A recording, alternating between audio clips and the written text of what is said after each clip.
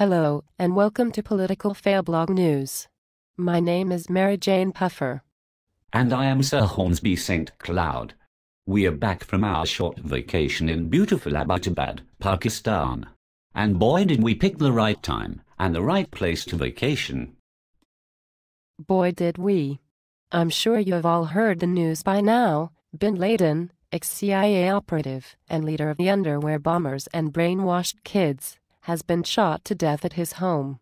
Sir Hornsby and I were in the hotel right across the street and happened to witness the entire thing.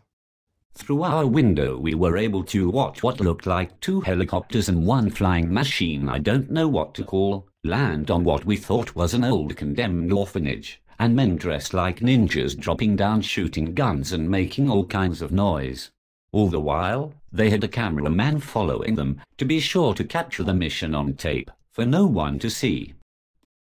After the gunshots stopped, the men came running out with the body wrapped in a white cloth. They loaded it into the helicopter and headed straight to the beach. The next morning, Mary and I took a walk over to the house. We had to check it out. The news said there was marijuana growing in the backyard, and come on, how often do you get to smoke Bin Laden's weed? That is a once-in-a-lifetime opportunity that I was not about to pass up. I was more stoned than the woman who is actually getting stoned down the street. Yes, you were Mary Jane, and yes, she was. That is actually very sad. We probably should have done something to help her, but damn, that shit was dank. More on this tomorrow, when Political Failblog's very own Jesus H. Christ and Barack Obama join us, live from Abbottabad, Pakistan. Let's switch now to this week's top 5 posts. Sir Hornsby. Thank you, Mary. First, we start with an article titled, List of Countries the USA Has Bombed Since the End of World War II, which is basically a list of countries the USA has bombed since the end of World War II. See it now at politicalfailblog.com. Very interesting.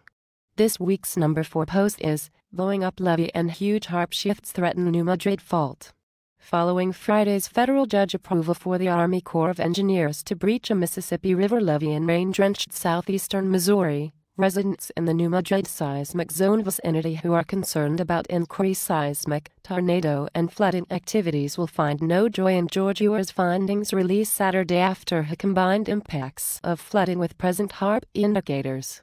Because it is well known that heavy rains and flooding weigh down on seismic faults and can trigger earthquakes, plus it is becoming better known that weather modification is in use. In the United States, some residents in the New Madrid vicinity are feeling jittery.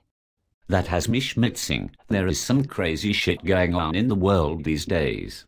Our number 3 post this week is titled, Story of Bin Laden's Death Looks Like Staged Fairy Tale.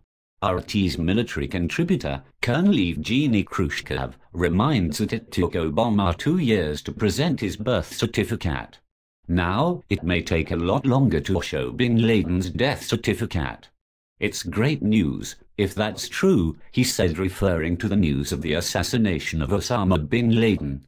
But it looks like a staged fairy tale, first.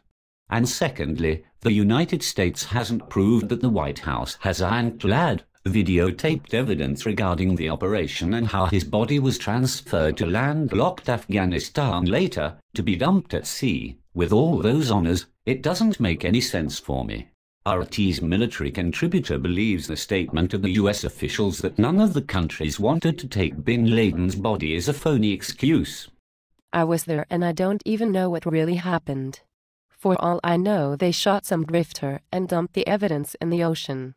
The number 2 story this week is titled, As PlayStation Network Tries to Get Back Online, Sony Points to Anonymous. Investigators found a file implicating the hacktivist group Anonymous in the security breach that led to the theft of the personal details of more than 100 million online gamers, electronics company Sony has told the U.S. Congress. In a letter to Congress, Sony said the data theft came at the same time it was defending itself against a cyber attack from members of Anonymous. Forensic experts found a file on one of the hacked systems, titled Anonymous, which contained a phrase "We are Legion." That is sometimes used by the hackers collective, said Sony Chairman Kazuo Hirai in the letter to members of the House of Representatives.